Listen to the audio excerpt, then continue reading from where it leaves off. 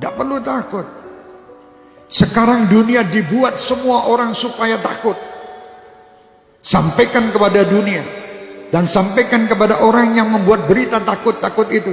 Kami sebagai umat Islam dan kami bangsa Indonesia tidak pernah takut dengan siapapun. Kami hanya takut kepada Allah Subhanahu wa ta'ala yang menciptakan kita, yang menciptakan semua permasalahan yang ada ini. Allah, dekatlah kita kepada Allah, insya Allah semua akan nyingkir. Bingung sekolah Indonesia ini, dunia semua dengan corona.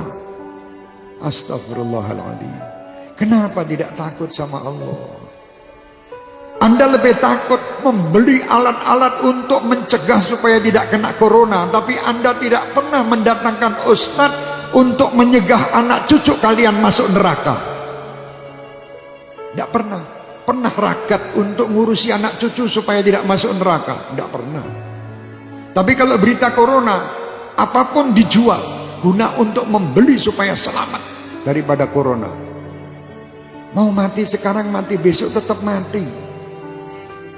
Sudah tidak bisa, kita mau lari dari kematian, tidak bisa.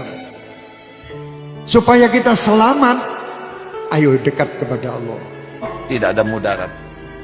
Siapa yang meninggal kena virus, pasti yang sudah ditetapkan Allah harus meninggal pada waktu yang ditetapkan.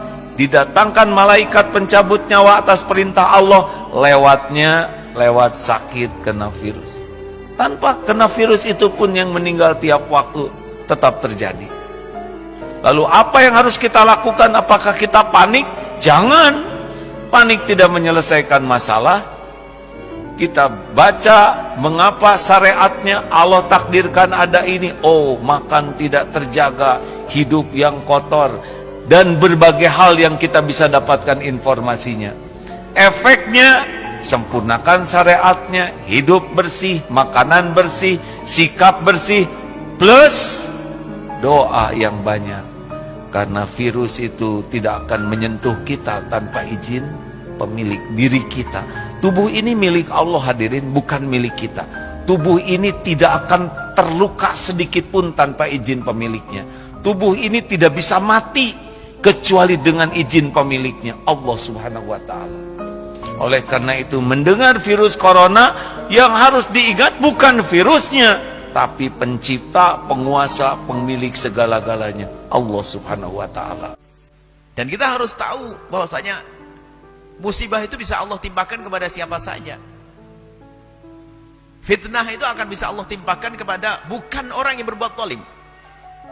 Yang la tusiban alladziina dzalamu minkum khassah, tidak akan menimpa kepada orang yang bermaksiat saja, tidak. Bisa saja yang ridho dengan orang bermaksiat akan ketimpa juga. Mungkin semacam itu. Jadi ada sebuah tempat dia melakukan kemaksiatan lalu Allah timpakan musibah. Orang berimannya kena.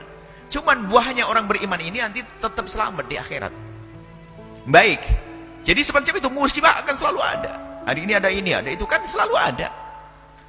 Dan musibah dihadirkan oleh Allah bukan karena Allah tidak mampu untuk mengangkatnya, untuk mengangkat orang yang sadar kalau itu musibah dan bagaimana menyikapi musibah. Jadi Allah yang mengangkat derajat seorang hamba itu bermacam-macam cara. Ada jadikan ahli ibadah, kaya raya, sedang menderma, punya ilmu, jadi ulama, dan seterusnya. Ada dikasih sakit, kasih bencana, macam-macam. Itu kan kisah dunia. Kalau pengen nggak ada ujian, nanti masuk surga, nggak ada ujian. Baik. Lalu bagaimana sikap kita di saat kita melihat musibah yang menimpa satu kaum misalnya? Pertama, kembali kepada Allah Subhanahu wa ta'ala. Tadi kami sampaikan. Kembali kepada Allah. Banyaklah istighfar kepada Allah. Jadi kalau ada musibah itu adalah jangan sombong kepada Allah. Karena bisa saja musibah itu karena dosa-dosa kita. Banyak istighfar kepada Allah agar Allah jauhkan dari musibah. Istighfar yang banyak. Istighfar. Astagfirullah. Apa yang terjadi setelah datang virus corona? Apa yang terjadi? Rumah makan Islamic food di Singapura antrian panjang. Kenapa?